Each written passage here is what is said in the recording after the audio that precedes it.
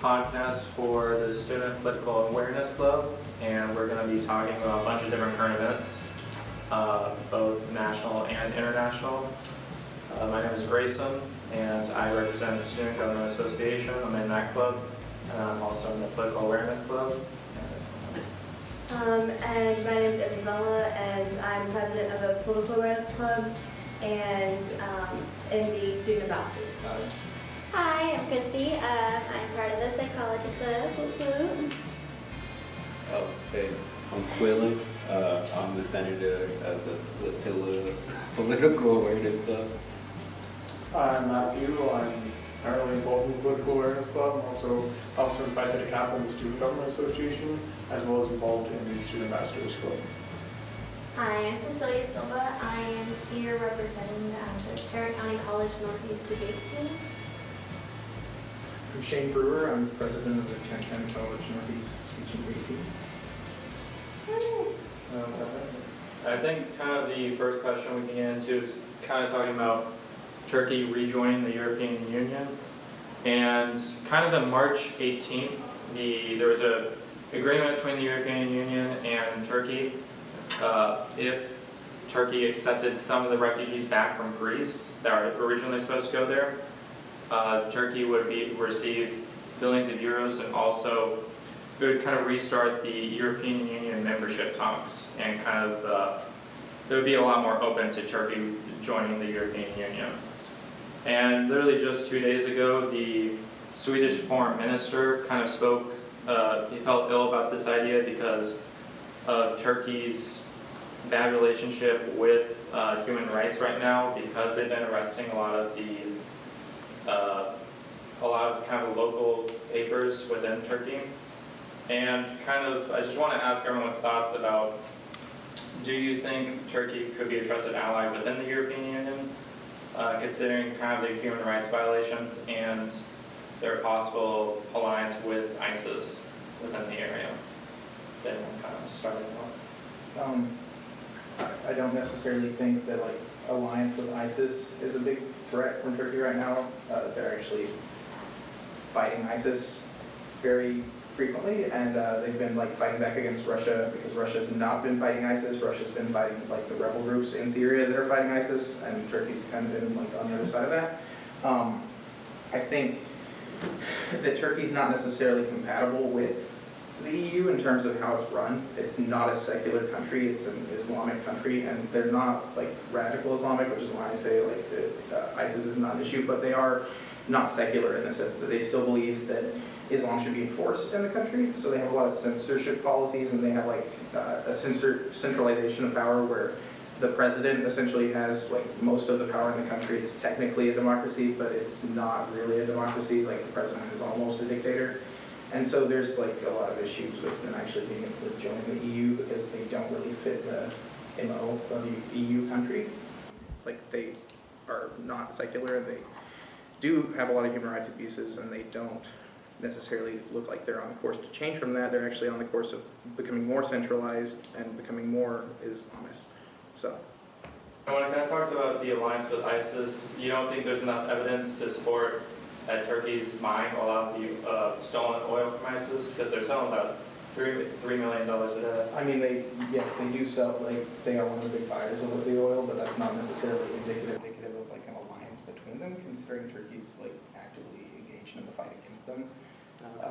It's just it's an issue that they do buy the oil, but I think they can be moved away from that, and I don't think they're on track to necessarily increase that consumption of ISIS oil. Okay. Does anyone have I anything? think that the human rights violations are there.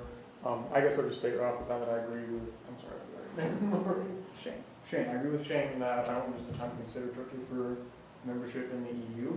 But I think that we have to look at the most present threat probably to join the EU would be if it was admitted to the Schengen Agreement, because we can see from the terrorist attacks in Turkey already that they're pretty bad about keeping ISIS and other terrorist groups outside of their country.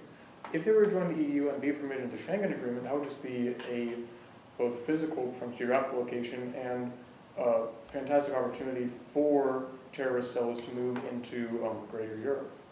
I could this also be an opportunity for the EU to be able to help Turkey in that aspect? I mean, Yeah. I'd say that we'd have to look at Greece for that, because it's true that Turkey is large, but it also doesn't have the greatest economy.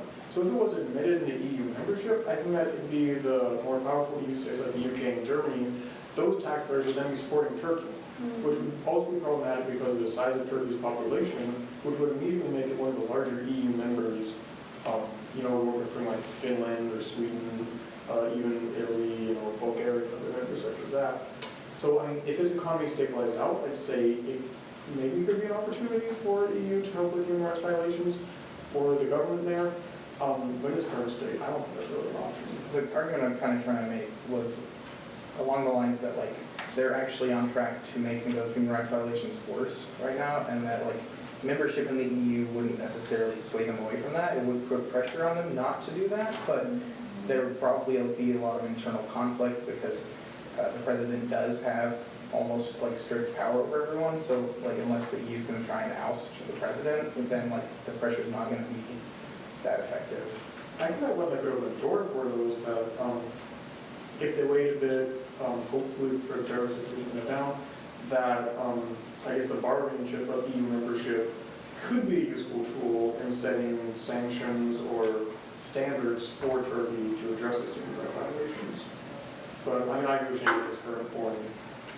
As far as the human rights violations go, I mean, it kind of reminded me a lot about Cuba when people are supporting the embargo simply because they had a lot of human rights violations. But I think when you look at the broad picture, America does business with a lot of countries that have terrible human rights violations. And because I think you have to look at the kind of decisions that you either have a terrible dictator part of the country, or if you overthrow them, you're going to have a terrorist cell in ISIS part of the country. So it's kind of choosing kind of the least worst out of those two terrible decisions. Yes. I think that's definitely true, but if you're making them into the EU, then I mean, that's not just like a trade agreement like we're trying to forward with Cuba. That, I mean, would they be made into the Eurozone? It would make them inextricably linked with their economy. And I don't know if that'd be a good moral stance besides an economic stance for the EU to take. That There's just way too many like difficult compromises that would have to be made. I think that they have a lot of inside issues that they would need to work out, but you know, if they're able to get into a little bit better stance within their own borders, and maybe part of being the EU eventually could be good for them.